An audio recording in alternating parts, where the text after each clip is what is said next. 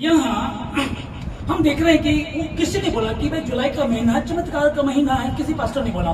तो बाइबल में हम ऐसा कुछ भी नहीं पर देखते हैं, क्योंकि प्रतिदिन हर क्षण को हर दिन को परमेश्वर ने बनाया। और प्रभु कहता है कि जहां आंख खुली वहीं सवेरा एक डाकू आजीवन गुनाह करता, उसको परमेश्वर के बारे में नहीं पता था, और यदि पता भी था तो वो बदल नहीं रहा था। लेकिन एक बार क्या हुआ, यीशु मसीह के विषय में लिखा है कि वो डाकुओं के बीच में उसकी गिनती आएगी, और वो यीशु मसीह बीच में और डाकू दोनों साइड में बने हुए थे।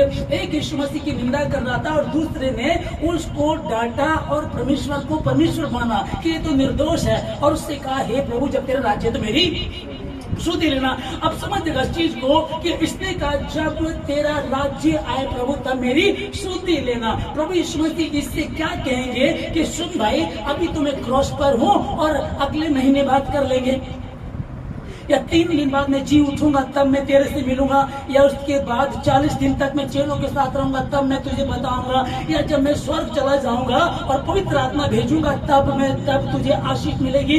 कोई बात नहीं गई, खुद इसकी खाल उधेड़ दी गई, बहुत बुरा हाल यीशु मसीह का कर दिया गया। और एक डाकू उससे कहता है हे प्रभु जब तेरा राज्य है तो मेरी सुधि लेना। और यीशु मसीह ने क्या कहा, आज ही तू मेरे साथ स्वर्ग लोक में होगा।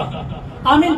आज ही तू मेरे साथ, अभी तू मेरे साथ। तो इसका मतलब क्या हुआ, कोई महीना, कोई साल, कोई हफ्ता, कोई दिन, घंटे, मिनट, सेकंड, ऐसा कोई भी बाइबल में इस तरह की बात नहीं मिलती। जहां आंख खुली वहीं सवेरा, जब तुमने विश्वास कर लिया। अभी जो बॉर्न क्रिश्चियन है, जन्म से पैदाइश ईसाई है, 20 साल 30 साल 40 साल हो जाते हैं उनको, उसके बाद कभी कभी उनका जीवन बदलता है और फिर वो बात करते हैं। ले लीजिएगा, जॉनी लीवर कहता मैं बॉर्न क्रिश्चियन, पैदाइशी ईसाई, लेकिन कभी नहीं जाना परमेश्वर को, दारू पीते थे, चर्च भी जाया करते थे कभी कभी, बस नाम के ईसाई थे। 2002 में मेरा जीवन बदला। उसके लिए हो सकता है कि उसका जीवन 2002 में बदला, किसी का 2001 में, किसी का 2010 में, 12 में, 11 में, वो आपके समय के अनुसार है कब आपका जीवन बदला। जहाँ खुली वही सवेरा। तो ये तो हम बोल सकते हैं, लेकिन जिस बात को लोग बोल रहे हैं अब उस तरह की बात है। अब लोग ज्यादा क्या है, जो मसीह लोग हैं उनको आप वचन बताइएगा, कुछ कड़वी कड़वी बातें कीजिएगा, उनको अच्छा नहीं लगेगा। मीठी मीठी बातें कीजिएगा, परमेश्वर तुझे आशीष देगा, तुझे पूछने पर तो सिर ही ठहराएगा। पिछले सप्ताह हम वचन की बात कर रहे थे, व्यवस्था 28 का 1 से 14 तक आशीष है, और 15 में लिखा यदि आज्ञा को नहीं मानोगे तो क्या होगा। उसको कर दे वचन को लिखा है कि तेरी पत्नी तेरे सामने, तू जो दूसरों की स्त्रियों के सामने करता था छिप करके, मैं तेरी पत्नी के साथ तेरे सामने ही दुष्कर्म कराऊंगा। जिन बच्चों को परमेश्वर तुझे यहाँ दिए हैं तो उनका मांस खाया करेगा। तो उधार देने वाला नहीं, उधार लेने वाला ही होगा। तुझे परमेश्वर श्रापित करेगा, और जब तक तू मिट ना जाएगा तब तक परमेश्वर तुझे डराता रहेगा, धमकाता रहेगा, और तुझे भयभीत करता रहेगा। लेकिन परमेश्वर करेगा। दोनों पार्ट परमेश्वर ने दिए हैं। एक पार्ट कौन सा, आशीष और श्राप, जीवन और मृत्यु दोनों तेरे सामने रख दिए, और भला है कि तू जीवन ही को चुन ले। आमीन। नीति वचन 28:13 में लिखा है कि जो अपने अपराध छिपाए रखते हैं उसका कार्य सफल नहीं होता, परंतु जो उनको मान लेता और छोड़ भी देता उस पर दया की जाए।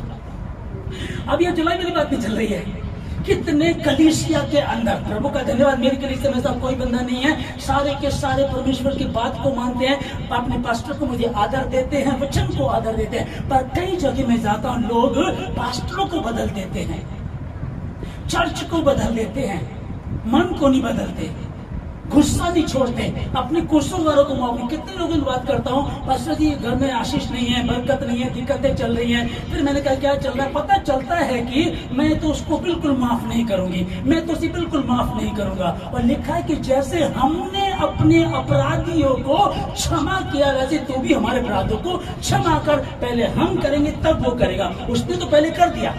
पहला चमत्कार उसने दिखा दिया, पहली बार उसने मुफ्त में तुमको चंगाई दे दी, मुफ्त में तुमको बरकत दे दी। तुम ला इलाज बीमारी लेकर के आए थे और ला इलाज को उसने अपने वचन से ही चंगा कर दिया।